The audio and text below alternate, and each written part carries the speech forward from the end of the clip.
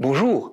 Étant habitué à des informations affligeantes sur la planète, j'avoue avoir été agréablement surpris par celles que je vais partager, bien qu'elles rejoignent ma propre observation de naturaliste amateur.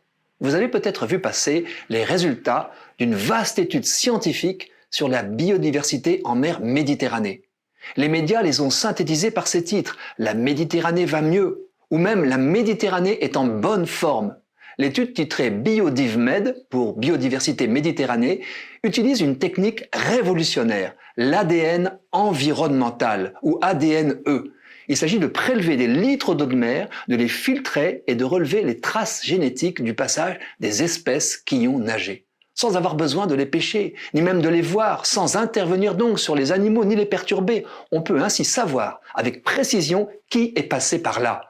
Tous les êtres vivants laissent en effet sur leur passage des cellules qui mettent un moment avant de se dégrader. La technique a fait ses preuves pendant le premier confinement. Les activités humaines, soit interdites, soit en sommeil, avaient presque disparu des rivages de la Méditerranée. Aubaine pour les naturalistes qui en ont profité pour effectuer des prélèvements d'eau.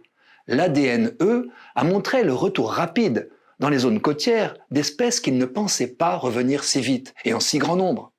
Et voilà qu'en 2023 s'est déployée la première phase d'une vaste étude avec cette fois 700 capteurs d'ADNE disséminés sur les 2000 km de nos côtes méditerranéennes, des Pyrénées à la frontière italienne et autour de la Corse.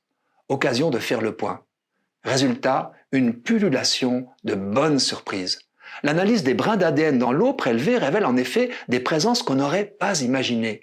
276 espèces de poissons sont identifiées dans nos eaux territoriales méditerranéennes.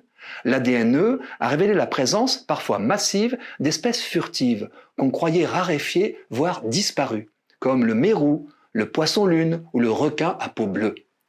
Même en marge des zones protégées, la biodiversité explose.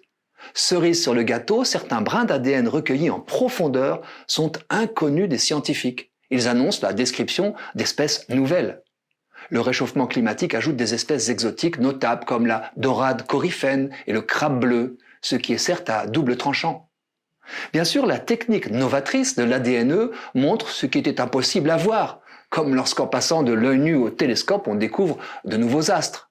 Mais les plongeurs confirment un peu partout que l'enrichissement des écosystèmes méditerranéens et leur densification ne sont pas qu'un effet d'optique.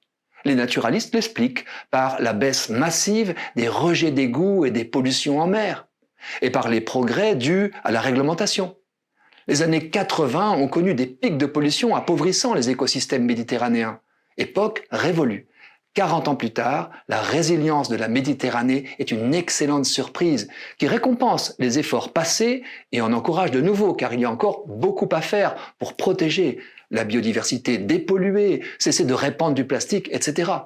Il reste qu'une mer, aussi fréquentée par l'homme, va enfin mieux. C'est une bonne nouvelle.